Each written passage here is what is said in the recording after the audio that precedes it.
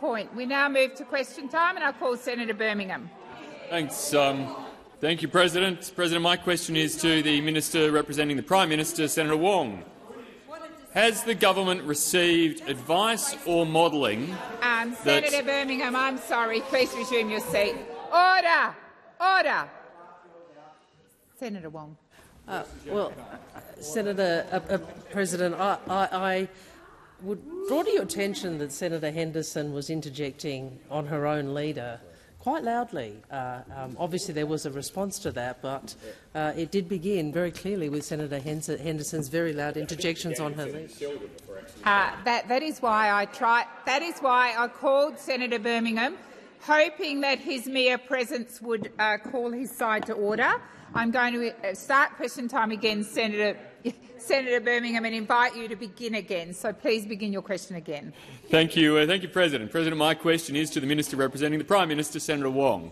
Has the government received advice or modelling that guarantees the Albanese Labor government's decision to redirect future fund investments will deliver the same financial returns had it been preserved as a purely apolitical sovereign wealth fund with a sector-neutral investment mandate, as it has been for the past 20 years? Thank you, Senator Birmingham. Minister Wong. Thank you. First, I would say to Senator Birmingham directly that the benchmark return rate of the fund will remain at between 4% and 5% above CPI per year over the long term, and that there is no change to the expected risk profile. But I do want to ask the opposition what their problem is with investing in national priorities. I mean, you have to ask why is the coalition so worried about investing in national priorities? What is wrong with making sure that priorities such as increasing the supply of residential housing, supporting the energy transition and delivering improved infrastructure, including economic resilience and security infrastructure, what is the public policy problem with that? It says something about the coalition, doesn't it, that they're seeking to drum up fear and loathing over housing, again, over infrastructure and over the energy transition. We have been very clear, the Treasurer and the Finance Minister as the ministers responsible for this, I have been very clear that these changes in the new investment mandate are about maximising the fund's role in a changing economy, ensuring that it has regard to national priorities, but making sure that the future fund will still be about maximising returns. It will still be about maximising returns. It's just that these important national priorities will be part of their investment considerations. And the senator knows that because he was the finance minister, and he knows that this is about the same argument that the coalition have against governments or anybody else doing anything about housing. I mean, it's the same position that they've had for a number of months now, when they've teamed up with the Greens to stop any additional supply as a result Senator Wong. of housing legislation. Expired. Senator Birmingham, first supplementary. Thanks, President. For clarity, Minister, is the Future Fund and the government's objectives for it purely about maximising returns first, or are you seeking to redirect Future Fund investments to the government's priorities rather than focusing on achieving that maximising of investment first and foremost? Minister Wong. I wonder if I'm happy to answer the question, Senator Hume, and I wonder if you've actually read what was released today, because what is the Finance Minister and the Treasurer have been very clear about a new investment mandate, very clear about a new investment mandate. It is clear that the fund is still about maximising returns, but these important national priorities will be part of their investment considerations. That is not a difficult proposition. It appears to be for the opposition, though, who are allergic to investment that might actually drive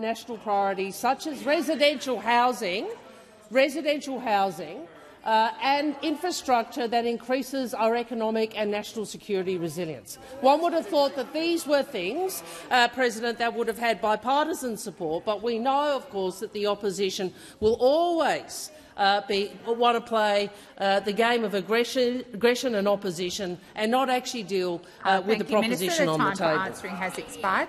Senator Birmingham, second supplementary. Thanks, President. Minister, if these priorities of the government's will maximise returns, then wouldn't the Future Fund have delivered them anyway under its previous mandate? What is the point of the change in the mandate if it is going to continue to maximise returns as you argued? Thank you, Senator Birmingham. Minister Wong. First, the independent investment decision-making of the Future Fund will continue.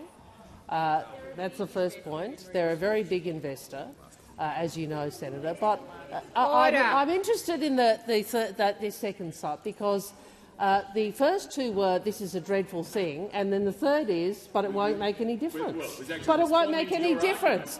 I mean, the reality is, Senator Birmingham, if you go out there and say to Australians, you know, we've got an independent fund, it will make its decisions independently, but we think it should consider these national priorities in making those investment decisions, and those national priorities are residential housing. What do you think people are going to say? Do you really think people are going to say this is such a dreadful idea, Senator Birmingham? That appears to be the position of the coalition, and yet again we see that the coalition, when it comes to the economy, reckless opposition, not an opposition that's up to responsible management of the economy. Has expired. Senator Ciccone. Thanks very much, President, and happy Thursday. My question is to the Minister representing the Minister for Climate Change and Energy, Senator McAllister. We know Australian families have been experiencing cost of living pressures, and in part from the rising energy prices that Labor inherited from the previous Liberal and National government. Now, Minister, how is the Albanese government's commitment to tackling energy price pressures, such as providing every single Australian household a $300 rebate on their bill, helping these Australian households? Minister McAllister. Thank you, President. Well, we do know that Australians are working hard right now. They're working hard to keep their budgets on track, and some Australians are doing it tough. And what it means is that every little bit counts. And it is why our government's #1 priority is helping Australians with cost of living challenges. And so over the last few weeks, many Australian families will have received an electricity bill, and every single one of those bills will be cheaper as a consequence of this government's energy price relief policies. More than 10.7 million Australian households have now received a Commonwealth rebate on their energy bills. More than 1 million small businesses have also received a rebate. It is part of a $3.49 billion investment by the Albanese government, and the most recent inflation data from the ABS showed that the government's rebates are having a direct impact on bills and on inflation. So, according to the ABS, electricity prices have fallen 12.3% since June 2023. And without Labor's Energy Bill Relief Fund, electricity prices would have increased 15.4% in that same period. And this means more money in the pockets of Australian families. Our government's energy bill relief supports the investments we're making in the longer term to put downward pressure on energy prices. On the 30th of October, we hit the highest renewable penetration recorded at nearly 75%. It was the third record broken in quick succession. South Australia and Tasmania already regularly meet more than 100% of their operational electricity demand from renewables. Labor is supporting the build-out of firmed renewables, and that is because they are the lowest cost form of new generation. Thank you, Minister. Senator Ciccone, first supplementary. Thanks very much, President, and thank you, Minister, for that answer. And I do note that it is almost 2 years since the Liberals and Nationals voted in this place, the very chamber, against the government's plan to deliver energy relief for millions of Australians, including pensioners, pensioners, veterans and many low-income families. Now, Minister, what further steps has the government taken to put downward pressure on power prices during this time? Minister McAllister. Well, thank you, President. And Senator Coney is right to remember that in 2022 the Coalition voted against energy bill relief for pensioners, low-income families, veterans and some of our most vulnerable households. Senator They opposed Colbeck. our plan. Please continue. Senator Colbeck, it's not like you to be so vocal, but I've called you a lot this week, and I'm asking you to listen in silence. Minister McAllister. Well, senators will also recall. Go and get a cup of tea. Next thing you want another 6 Order. Is that aged care legislation? I've called the minister. Minister McAllister. Well, senators will also recall that they opposed our plan. Those opposite opposed our plan to cap coal and gas prices. Well, wholesale electricity prices are currently around $48, and that is less than a fifth of the $286 they were when the Coalition left office. And one of the most important interventions that our government is making is actually restoring certainty and policy predictability to the energy market after a decade of division and disunity. Well, recently we've seen more evidence of the disunity, with Senator Canavan saying net zero is dead, the member for Hinkler calling for the Coalition to reconsider policies around net zero. Thank you, Minister. It's back to the future with this time lot. has expired. Senator Coney's second supplementary. Thank you very much again, President. Now, according to many Australian energy experts like EMO and CSIRO, firm renewables are the cheapest form of energy and put downward pressure on prices.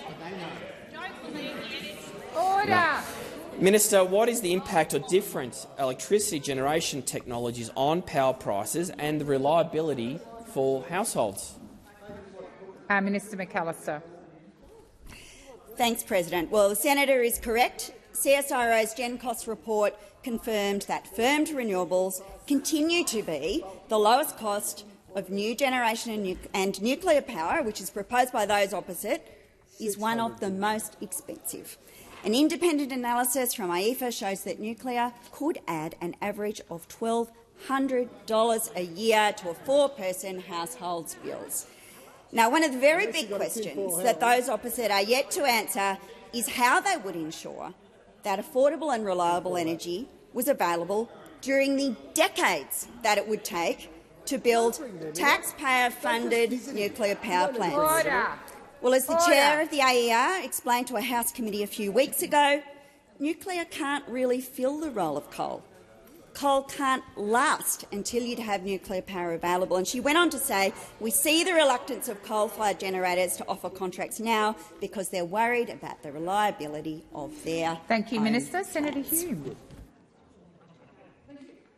Madam President, my question is to the Minister for Finance, Senator Gallagher. The announcement this morning that the government will break bipartisan consensus on the Future Fund and direct it to invest in the government's political agenda is gravely concerning. Former chair of the Future Fund, David Murray, said that this change will lead to boondoggle budgeting. Why is the Albanese government robbing Australia's sovereign wealth fund to prop up Labor's priorities, which just so happen to align with the policy areas in which you are failing? Thank you, Senator Hume. Minister Gallagher. Thank you. Thank you very much, President. And it does seem that this change to the investment mandate has really exercised those opposite. A statement of expectations that hadn't been updated in 15 years and a new investment mandate. Order! Order! Minister Gallagher, please resume your seat. Senator, order! Order! Order! Minister Gallagher, please continue. Thank you. So I don't agree with the comments from Mr Murray. And I would say that it is, to me, astounding that the Liberal Party, the opposition, does not believe that housing is an important national priority. They see that as something partisan. That housing, because this is what it says, increasing the supply of residential housing in Australia. Not very political. I would have thought that is something that you would believe is a national priority. Supporting the energy transition? Well, maybe. We know you don't believe in climate science. We know you don't believe in net zero, so perhaps. And then delivering improved infrastructure, including economic resilience and security infrastructure. So we've included those as areas for the Future Fund to consider in its investment decision. But of course, as our leader has explained, there is no changes to the rate of return. We do expect the Future Fund to maximise return, but where they are making decisions, and those decisions are between opportunities for the Future Fund are similar, we believe that it is responsible to consider those national priorities. It's as simple as that. That's all that's changed. The time nothing for else. answering has expired. Senator Hume, first supplementary. Thank you, Madam President. By politicising the Future Fund and its investment activities, Labor has opened up the door to putting any political agenda into the fund's investment mandate. Will the government rule out directing the Future Fund to divest from any asset classes or investments? Thank you, Senator Hume. Minister Gallagher. As you can see, the decision today is about areas where the Future Fund is making investments, and it is. I strongly don't believe, as you have put it, that this is politicisation of the Future Fund. Like, what a load of rubbish! What a load of rubbish! So something that was established 2 decades ago can never, ever be changed under any circumstances. How ridiculous is that? Why have an investment mandate? Why have a statement of expectations? Why do they exist? They exist so that shareholders can update, if they choose, and provide further advice or information to— Minister, please resume your seat. Senator Birmingham. President, point of order on direct relevance. Senator Hume's question was specifically about divestment.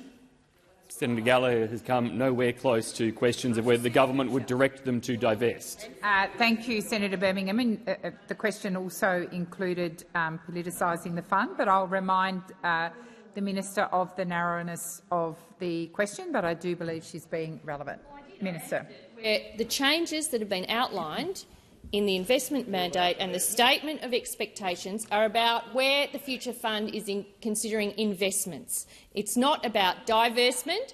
That is not covered in any way in the changes that have been made to date. The time for answering has expired. Senator Hume, second supplementary. Madam President, if the Future Fund does not invest in Labor's political policies following your interference, can the government rule out further direction to the Future Fund to force them to invest in your priorities? Thank you. Minister Wong. President, I think she's perfectly capable of it. Oh, order. I've got the minister on her feet. Order. Minister Wong. Generally, I don't ask you to rule on hypothetical questions, but that was an entirely hypothetical question. From the beginning goes if, and then a set of propositions, neither of which are factual. So I would say to you it actually does infringe the standing order. Senator Birmingham. Thanks, President. On the point of order, the question goes to the intent of government policy, as has been announced in the last 24 hours, and the consequences if that intent of the government policy is not actually achieved. It's perfectly reasonable to be asking the government and the minister a question about the consequences if their publicly stated intentions are not met. Thank you, Senator Birmingham. I'll just seek the advice of the clerk.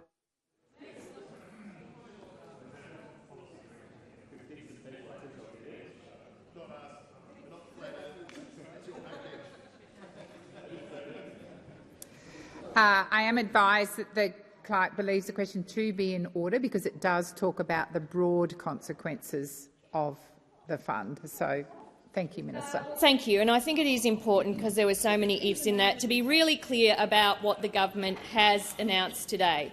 The government remains committed to the Future Fund's independence and its commercial focus. There are no changes being proposed here to the existing benchmark rate of return or the risk profile. The government will not be directing specific investments being made by the fund.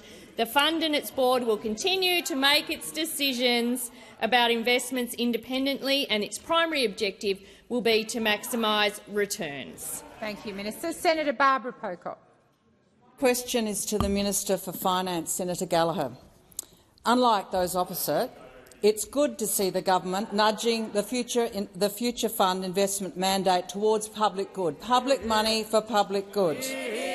However, nothing is being done to get investment out of destructive industries. Private investment funds increasingly face member criticism for making investments in fossil fuel companies that contradict their own net zero targets. Our $230 billion sovereign fund invests billions in Australia's biggest fossil fuel companies. The science is clear.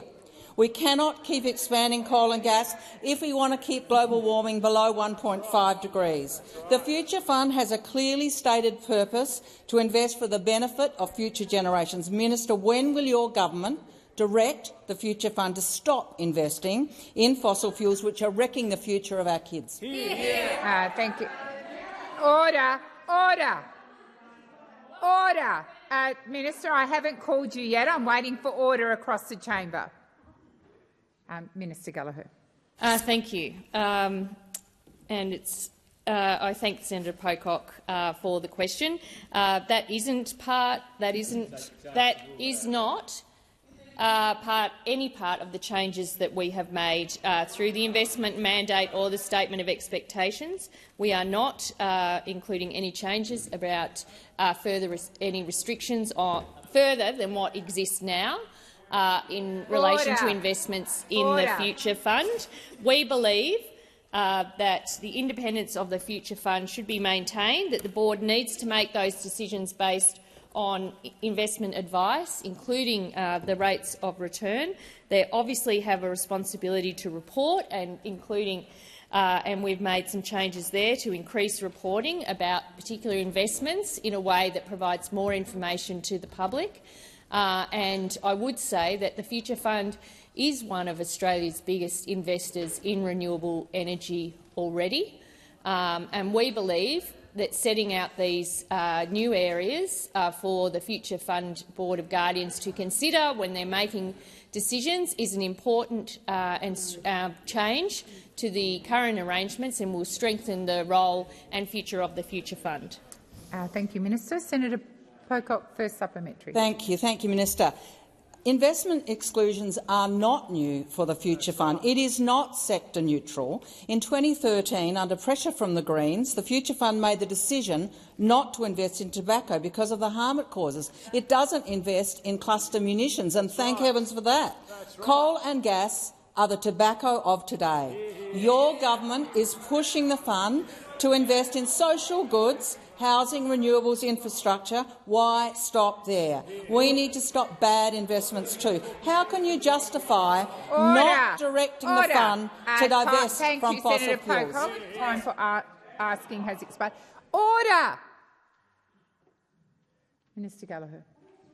Thank you. The Future Fund, as Senator Pocock outlines, has an exclusions list under its ESG risk management policy, but investment decisions of the Future Fund are made by the Future Fund Board of Guardians independently from government in accordance with the fund's investment mandate. And under the Future Fund Act of 2006, the responsible ministers must not give directions to the Future Fund to invest in a particular financial asset. So we are not making any changes to that, Senator Pocock. Our focus has been on increased transparency and information about the investments the Future Fund has, increased reporting against that ESG framework, and now just providing 3 national areas of priority for the Future Fund to consider when they are making their investments, mindful that no change has been made to the rate of the return or risk profile for the Future Fund. Thank you, Minister. Senator Pocock, second supplementary. Minister, in 2023 your government signed up to the Glasgow Statement, which requires you to, quote, end new direct public support for the international unabated fossil fuel energy sector within 1 year. Yep. Instead, the Future Fund has increased by 11% in just 6 months its investment in Santos, Woodside and Whitehaven, 3 of Australia's biggest fossil fuel companies. Minister, will the government honour this agreement you've signed and end new Future Fund investments in fossil fuels, which are growing? Thank you, Senator Pocock. Minister Gallagher. Well, yes, and we do not direct the Future Fund in the investment decisions it makes. It is an independent board of guardians that make those decisions. We provide some guidance through the investment mandate and the statement of expectations, which has been modestly amended, despite the hysteria from those opposite, to include housing, the energy transition and the resilience of our national infrastructure as priority areas for the fund to consider. How outrageous is that? Thank you, Minister. Senator Darmingham. Thank you, President. My question is to the Minister representing the Minister for Health and Aged Care, Senator Gallagher. Australia marked the 40th anniversary of Medicare this year, 40 years of healthcare for all Australians. Labor will always protect Medicare because we believe healthcare is a right, not a privilege. Labor created Medicare to achieve this aim, and since the last election, the Albanese Labor government has worked hard to rebuild Medicare after a decade of neglect by the Liberals and Nationals. Minister, why is the government committed to rebuilding Medicare, and how are the government's Medicare reforms assisting Australians with cost of living pressures? Thank you, Senator Darmingham. Minister Gallagher. Thank you very much. And I thank Senator Darmingham for the question and for her ongoing interest and advocacy around the importance of Medicare and the role of public health more broadly across the Australian community and how important that is. Since coming to government under the leadership of the Minister for Health, Mr Butler, the Albanese government has been working hard to strengthen Medicare. We inherited a system that was under enormous pressure and was failing, with all of the data showing that bulk billing in particular was declining, that people's access to primary care was getting harder and more expensive, and that medicines were getting too expensive. And so those have been the areas that we have focused on in our first 2 years. Of course, there's been the largest investment into Medicare in its 40-year history, was our investment in the 2023 budget to strengthen Medicare with the tripling the bulk billing incentive. And that bulk billing incentive, that investment, has provided an additional 5.4 million visits, bulk billed visits across the country just since we've put that in place. We have also seen the success of the Medicare urgent care clinics. We said we would establish 50 urgent care clinics at the election. We actually delivered 58, and we have announced an additional 29 to take our commitment to 87 free urgent care clinics, and we know how popular they are. As of last week, we've had 900,000 visits to urgent care clinics across the country, almost 1 million visits to urgent care clinics across the country, and half of these patients said they would have otherwise gone to the emergency department. And do you know that all that people need to attend those urgent care clinics is a Medicare card? Thank you, Minister. Senator Darmingham, first supplementary. The Albanese Labor government has invested more in bulk billing than the Liberals and Nationals did in their entire decade in government. The investment has seen an estimated 5.4 million bulk billed GP visits. By increasing bulk billing rates, we are ensuring healthcare is free for more Australians. Order. Minister, why does the government value free healthcare? Thank you. Senator McKenzie. Minister Gallagher. Thank you, President. Well, bulk billing has increased in every state and territory since we came to government. 5.4 million additional bulk billed visits. And we know that by reducing the cost of healthcare for Australian families, we limit the barriers to getting the care they need and reap the benefits. Minister Gallagher, please resume. Senator Wong. Continues to interject and continues to disregard your calling her to order. That's correct. Senator Wong. Senator Ruston. Maybe the minister might like actually to. Senator Ruston, please resume your seat. Seriously. Senator Ruston, resume your seat. Senator Ruston, resume your seat. Honestly, I called you out for interjecting and you kept on, and then you thought you'd do a little stunt and stand up and continue. Minister Gallagher, please continue. Order. Order. Minister Gallagher. Thank you. And the difference between us, President, invest in Medicare, invest in bulk billing, invest in urgent care clinics, and those opposite, where they wind back indexation, they freeze rates, they try to introduce a GP tax. We'll never forget that. Who was that? Oh, it might have been Mr Dutton when he was last in charge. And then, of course, we've got Susan Lee from the other place, the Deputy Opposition Leader, now belling the cat and saying that charging for services is a core tenet of the Liberal Party, and that if you don't pay for it, you don't value it. Well, us over here believe in universal access to free health care. The time for answering has expired. Senator Darmanin, second supplementary. It is clear that the Albanese Labor government's reforms to Medicare are assisting Australians across the country. We're rebuilding Medicare so that Australians can live happy and healthy lives. Minister, does Medicare face any challenges to this rebuilding process? Minister Gallagher. Yep, they certainly do, Senator Darmanin. The challenge faced by Medicare is the election of a Dutton coalition government, because we know what they did last time. We don't have to imagine. We saw it. We'll tax GP visits, freeze funding, decimate the health system, withdraw money from the hospital system. They've done it before, they'll do it again. We know Senator Ruston herself, in her own words, has said Medicare is unsustainable. The coalition will say that bulk billing rates were higher under them, but what they aren't saying is that that was due to an inflated number with COVID vaccinations. Bulk billing was in free fall when we came to government after a decade of neglect. It faced serious challenges with Medicare due to mismanagement of those opposite. Minister Wong. Well, President, order. On the point of order relevance. I'm sorry, Senator Wong. Please resume your seat. Order. Senator Birmingham, order. Order. Minister Wong. People may not like the answer, but that doesn't give senators the right to just persistently interject after you have called. Thank you, Minister Wong. I quite agree, and I will continue to call all senators to order. Thank you. The minister has 10 seconds left. Minister. The biggest challenge facing Australians on this would.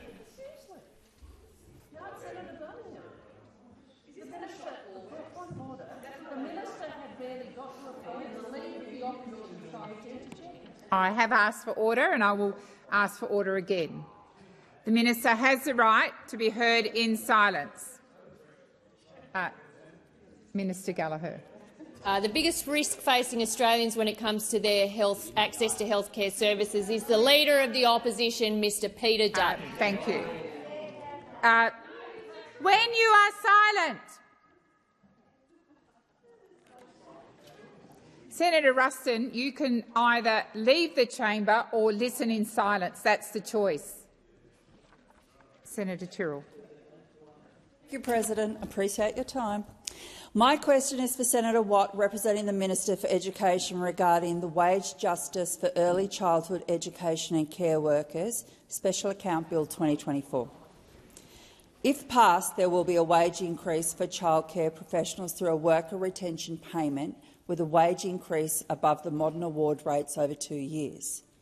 Providers opt in by applying for the payment. The cut-off for application falls at the end of this month.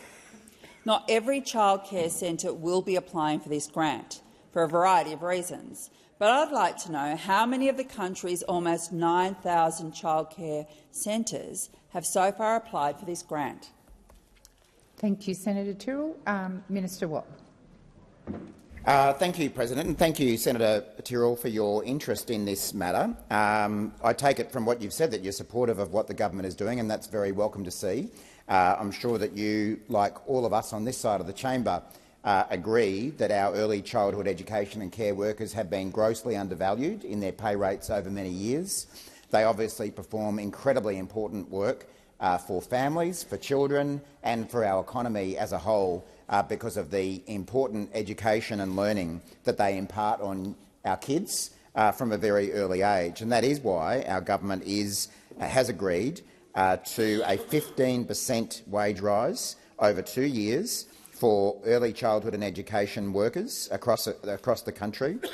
As you've indicated, over the last couple of months, a number of departments, including mine and the Department of Education that I represent here, have been working with employers and employer groups about the implementation of this policy. There has been some excellent progress made around the industrial arrangements that need to be reached in order to qualify for this worker retention payment, but I'd certainly be happy to talk further with you about any concerns that you're receiving from any employers who are finding that process difficult. Thank you, Minister. Senator Tyrrell, first supplementary. Thanks, President. So nobody's applied yet. Thank you. The government's funding commitment towards this is only for 2 years. Some of the enterprise agreements or other arrangements negotiated go beyond 2 years. So providers will be agreeing to wage increases without any certainty on how they will be funded in the future. Does the government think that the short-term incentive on offer is enough to recruit and retain childcare workers? Thank you, Senator Tyrrell. Excuse me, Minister Watt. Thanks, Senator Tyrrell, and I wouldn't interpret my previous answer as saying that none have applied. As I say, there has been a lot of work undertaken with employers, employer groups and relevant unions around introducing this policy and making sure that it works properly. We are confident that on the basis of the agreement that's been reached with a wide range of employers in the sector, that the settlement of this and the implementation arrangements will work and will give employers the confidence to be able to pay their workers that worker retention payment that the government is funding, I might add. Only a Labor government is funding, of course, because we value those early childhood education and care workers. So I'm confident, based on the feedback that I've received from the sector, that where we've got to does provide confidence to employers that they can enter into those arrangements. As I say, if you're hearing to the contrary, I'd be happy to have a chat with you about that. Thank you, Minister. Senator Tyrrell, second supplementary. Family daycare and in-home care providers are not eligible for this worker retention payment. We are told that the government is working closely with these sectors to learn how best to support their workforce. Why aren't these providers involved in this scheme? And when will the 7,000 childcare services that aren't eligible for this scheme be protected with similar wage increases? Thank you, Senator Tyrrell. Minister Watt. Thanks, President, and thanks, Senator Tyrrell. As I've indicated, the government's focus to date has been on long daycare centres, on after-school, outside-of-school hours care centres. That's our focus up until now. I did hear, I think it was Senator McKenzie, say that it was a good question that you asked. It's interesting coming from a member of the opposition because, of course, they did nothing about early childhood wages for the 10 years they were in government. They did nothing about the spiralling cost of childcare for Australian families they were in government. So, as usual with Senator McKenzie, they're very wise when they're in opposition. They're just not very good when they're in government.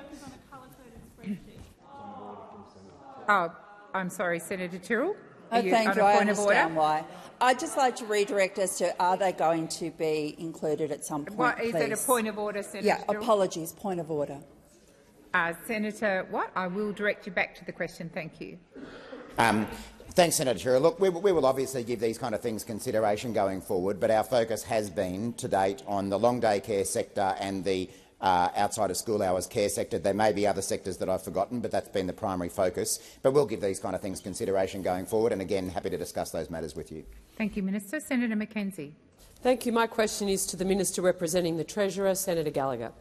Minister, will the Albanese Labor government ever allow Australians to access their superannuation to invest in housing? Thank you, Senator McKenzie. Minister. Thank you. Well, that isn't part of our housing agenda. It hasn't been.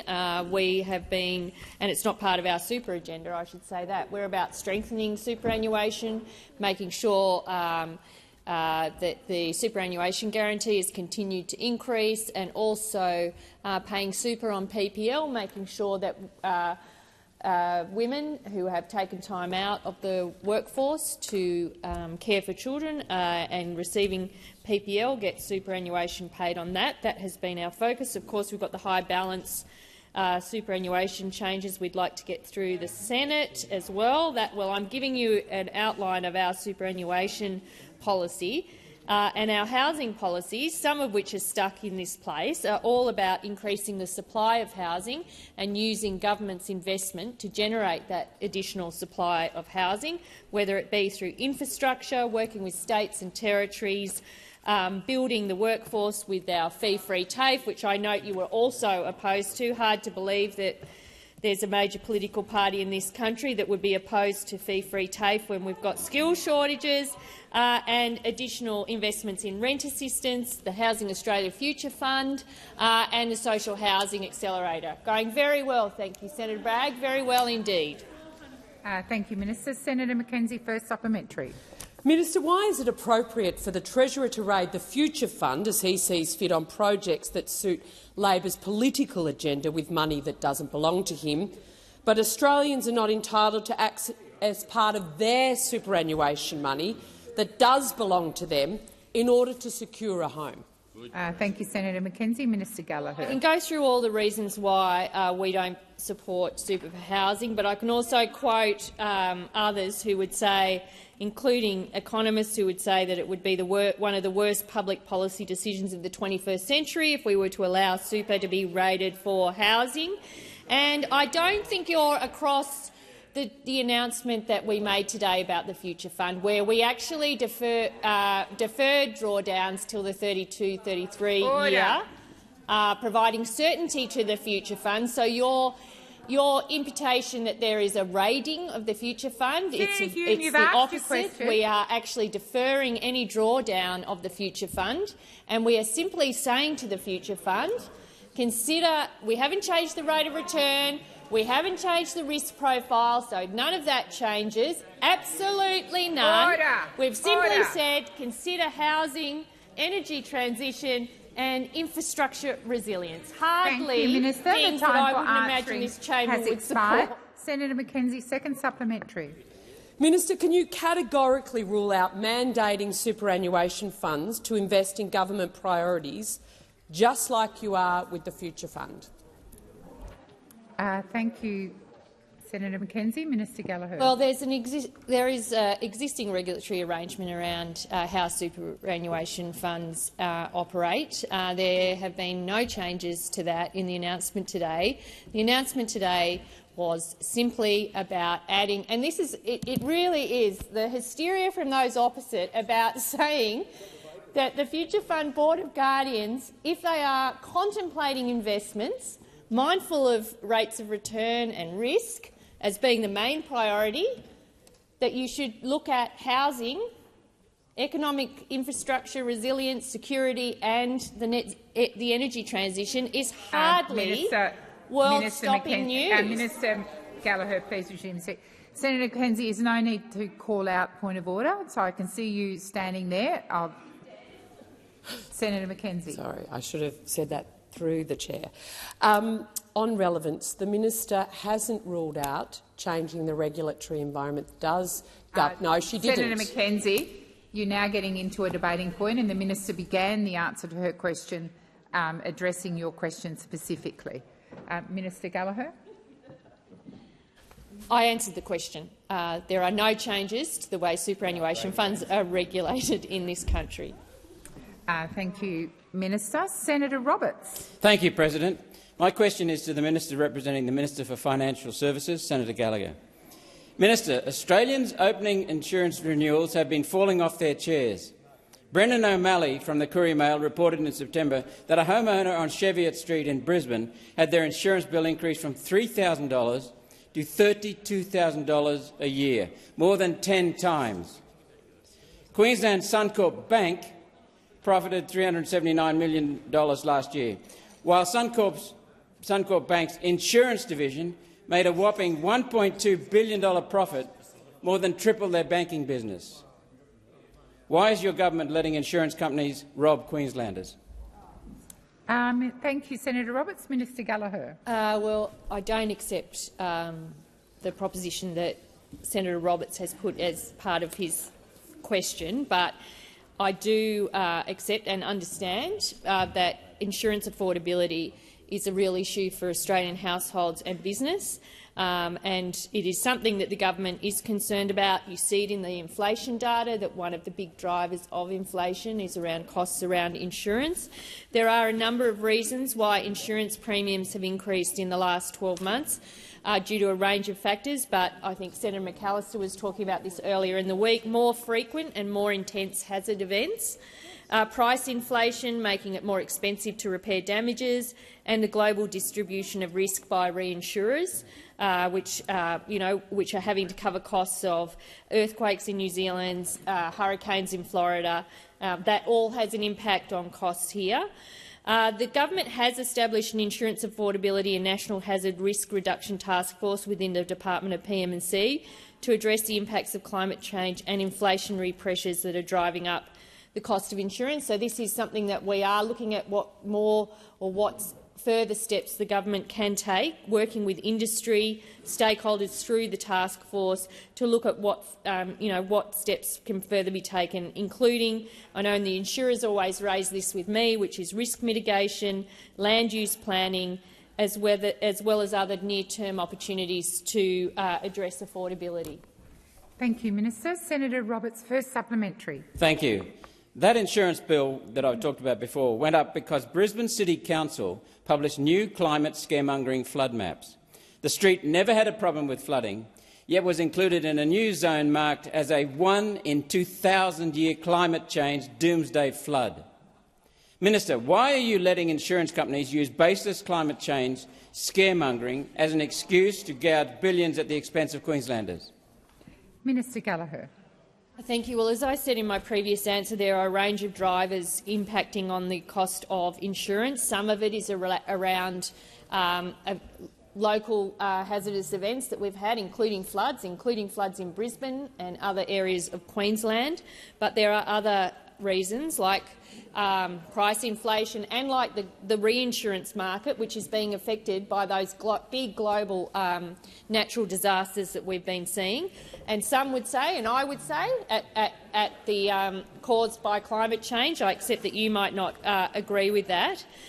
In relation to land use planning, look, that has been subject to a number of inquiries and reviews post the flooding, particularly in areas like Brisbane, and land use planning zoning maps have changed to reflect some of the risk associated with that, and that would feed into premiums, not just in Queensland though, but around the country.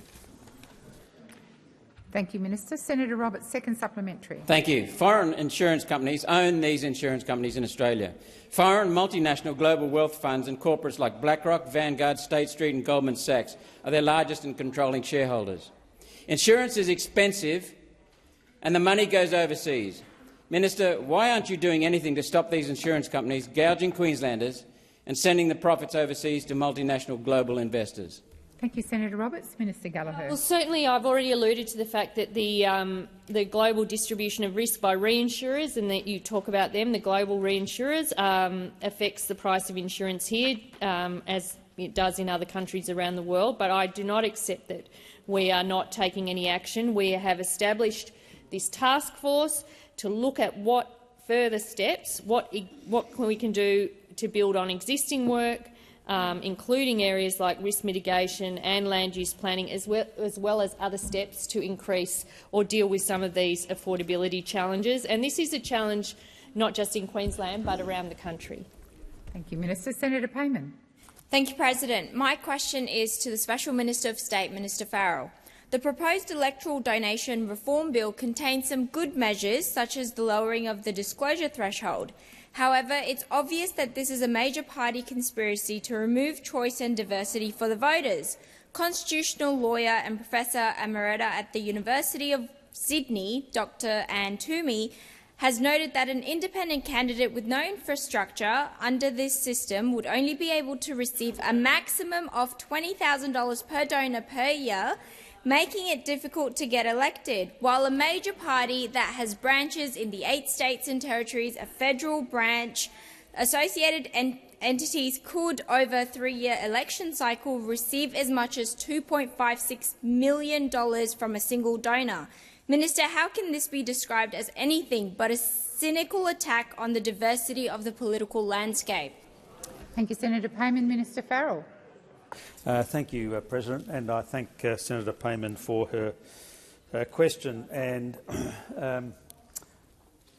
I don't believe you have accurately described the legislation that we have introduced into this parliament.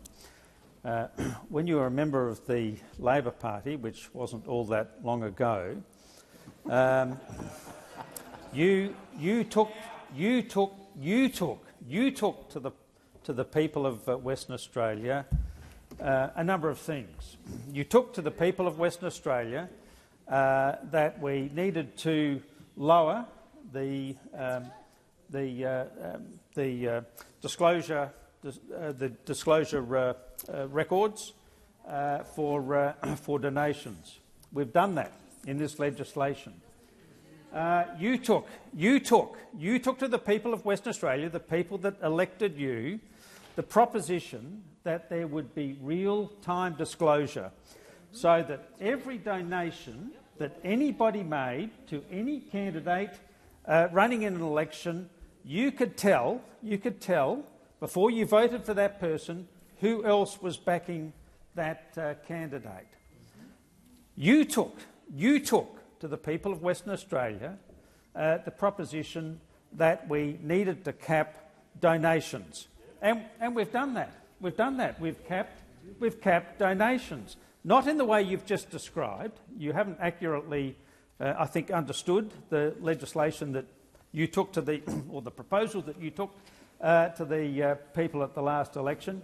But we have capped the amount of money that people can donate, and we've done it equally for everybody. This is levelling the playing field. This is levelling the. Thank you, Minister. The time has expired. Senator Payman, first supplementary. Please stop misleading the Australians, Minister. The ABC reported on 14th November that the increase of the election funding rate to $5 per vote would net the major parties nearly $20 million based on last election's primary votes. Minister, are these reforms tackling big money, or is this just the redistribution of electoral wealth in favour of the major parties that fences off the playing field more than it does level it? Senator Payman, technically this level of detail about a bill before the parliament is out of order, but I will invite the minister to answer in whatever way he wishes. Thank you. Thank you, President, and thank Senator Payman for her first supplementary question. I didn't quite get through all of the other things that you supported going into the last election. The other point I should have made, if I had been a little bit quicker, was, of course, that you supported a cap on expenditure. Now that cap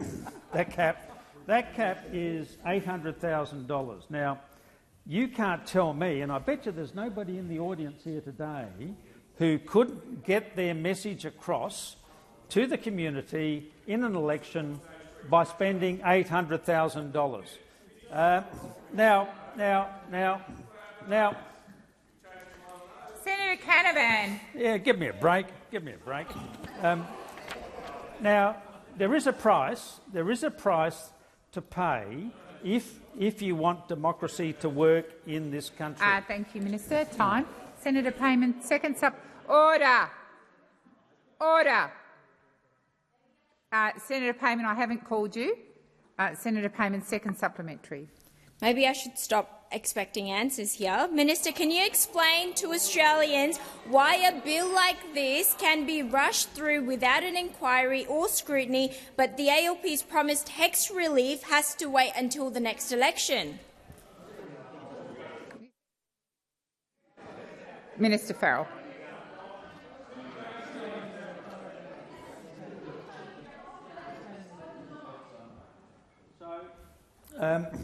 Senator Payman, again, you say this is being rushed through the parliament. You took everything. You took everything that's in this legislation to the people of Western Australia 2.5 years ago. This legislation is not a surprise to anybody. The only people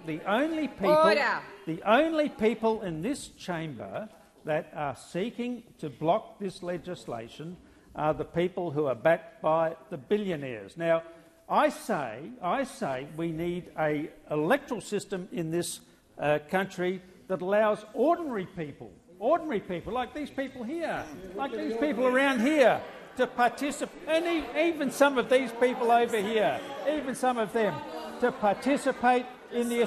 We do not want. Thank you, Minister. Thank you, Minister. The time for answering has expired. Senator Cash. Thank you very much. My question is to the Minister for Foreign Affairs, Senator Wong. Minister, all Australians were disturbed to learn of a series of anti-Israel vandalism attacks in the Sydney suburb of Woollahra overnight. Last week, you and your government supported a UN resolution recognising Palestinian sovereignty, a change of Australia's long-standing position on Israel and a position out of line with our most important ally, the United States. Minister, do you accept that your government's shifting position on Israel emboldens anti-Israel elements within the Australian community to conduct such anti-Israel vandalism? Minister Wong. Order. Thank you, President. I want to make clear I unequivocally condemn what we saw last night in Sydney. Unequivocally condemn it. The intimidation, violence, the intimidation, violence, destruction of property is unacceptable. It's unacceptable in this country, and we know that these actions are designed to incite fear, create fear. And they cannot be tolerated. I say again, there is no place, as I've said many times, there is no place for anti-Semitism in this country. I have always stood against anti-Semitism. I have always stood against prejudice, and I always stand for a country in which the diversity of the Australian community are and feel safe. Now I'm asked about a separate issue.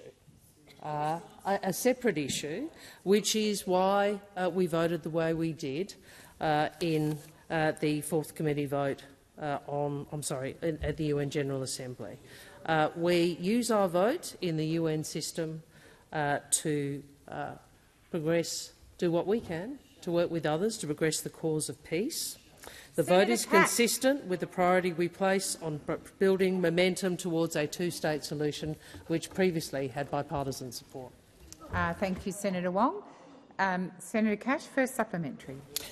Minister, did DFAT or Australia's UN mission recommend that Australia maintain a position of abstain on the UN resolution regarding permanent sovereignty of the Palestinian people? Why did you overturn their recommendation? Minister Wong. As I said in the answer to the first question, the vote is consistent with the priority the Albanese government places on building momentum towards a two-state solution. I know that those opposite have not taken the same view. Neither have the Greens.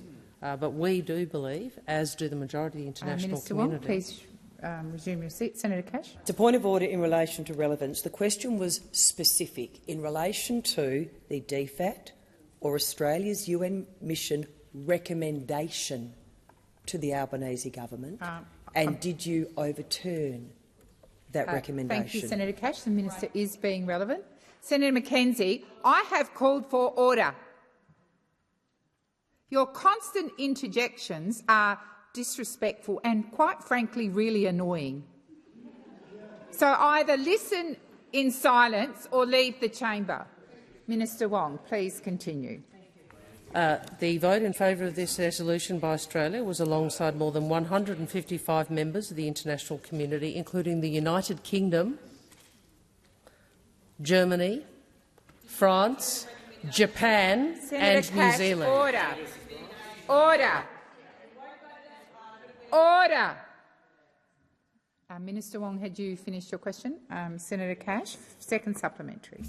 Minister, will you admit that your government's constant changing of Australia's long-standing position on Israel has left Australian Jewish community members much less safe and secure than they were prior to October 7 last year?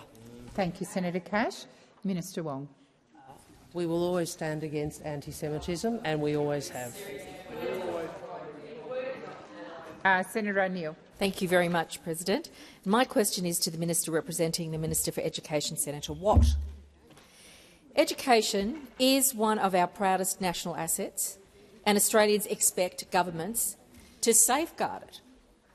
Unfortunately, shonks and crooks seeking to exploit international students have been undermining the quality and the integrity of our system. How is the Albanese Labor government improving the integrity of the education sector while increasing accessibility for Australians? And why are these reforms so important? Senator Watt.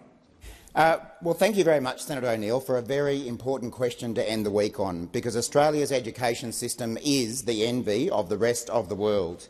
But that doesn't mean that we can't improve it, so it continues to deliver for students and for our country. And that's why the Albanese government has taken the responsible step to return the number of international students to a sustainable level and to bring integrity back to our tertiary education sector. Now, all week, Australians have been scratching their heads about why Peter Dutton and the Liberal Party have recklessly reversed their support for international student caps while cracking down on the shonks and crooks who feed our international education system. Well, this morning we got our answer, and it's sitting right around there. A story in the Nine newspapers titled "Senior Liberal Headlines Event for Student Visa Agents Before Tanking Migration Bill" lifted the lid on the real reason the Coalition has reversed its position. The article states Coalition frontbencher Sarah Henderson, hello Sarah, headlined an event for migration agents and private colleges and launched a new brand for a Liberal Party member who helps international students extend stays in Australia just a month before dumping Labor's bill to crack down on the private education sector. Well. Senator Henderson can now add brand ambassador to her long list of careers. The article goes on. Henderson, who leads the opposition's education policy, spoke at the private forum attended by dozens of agents, some of whom have had restrictions imposed on them by the tertiary education regulator or helped international students appeal their visa rejections. And then the kicker. Some of the companies are also Liberal Party donors.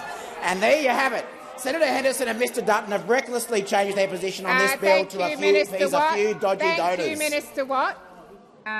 Senator O'Neill, first supplementary. Thank you, Minister, for that answer. We do know that education plays a crucial role in getting people into well-paid, secure jobs. Now, I note that Mr Dutton and the Liberals have described free TAFE as wasteful spending and student debt as profoundly unfair. Why is the Albanese Labor government making TAFE and university more affordable for students, and what challenges to this cost of living support faces so far? Order. Senator Henderson, order. Minister Watt. Thank you, President. Well, we know Australians are under the pump at the moment, and that's why the Albanese Labor government are delivering cost of living relief. It's why Labor is making TAFE courses free, opposed by the opposition, and reducing the burden on students, opposed by the opposition. But an arrogant Mr Dutton and his team call this wasteful spending and say TAFE students don't value their free courses. And they arrogantly think they can say one thing and do another. Because it wasn't very long ago that Mr Dutton called international students the modern version of boat arrivals. And as recently as 2 months ago, Deputy Liberal Leader Susan Lee and Senator Henderson, there she is again, said the coalition has maintained the importance of a cap on international students. But all it took was one event with Liberal Party donors, including shonky education agents, to see their principles collapse, recklessly stopping this government from capping international student numbers to assist with migration levels, while also cracking down on the shonky agents who, it turns out, are Liberal Party donors. Minister. Senator O'Neill, second supplementary. Thank you, Minister.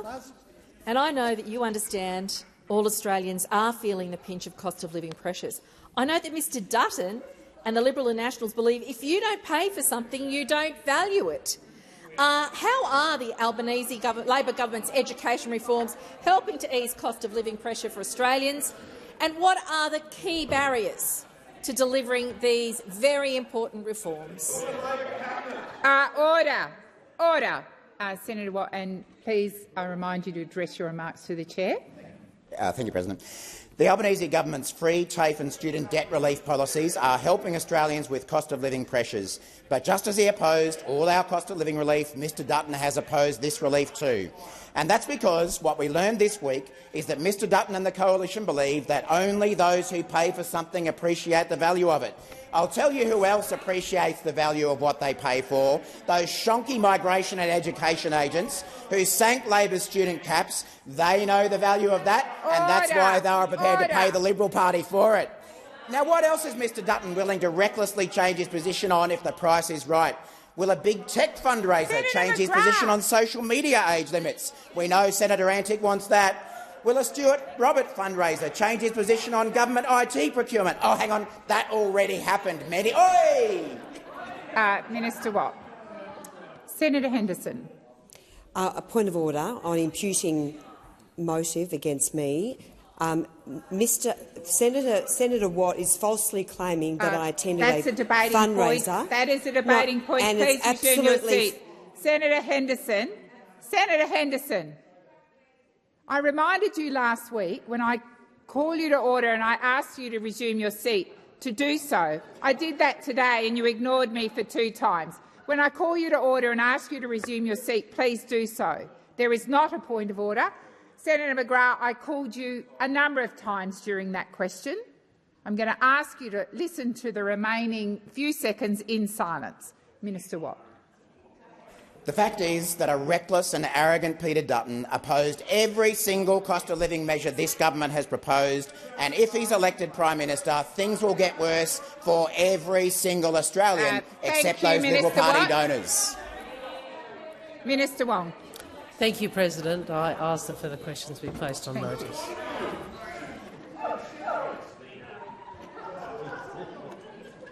Minister Watt. Thank you, President. In question time on Tuesday, the 19th of November, I undertook to provide further information in response to questions asked of me by Senator Lambie relating to the independent review of the Safety, Rehabilitation and Compensation Act. I've written to Senator Lambie to provide additional information, and I table my letter for the information of all senators. This way.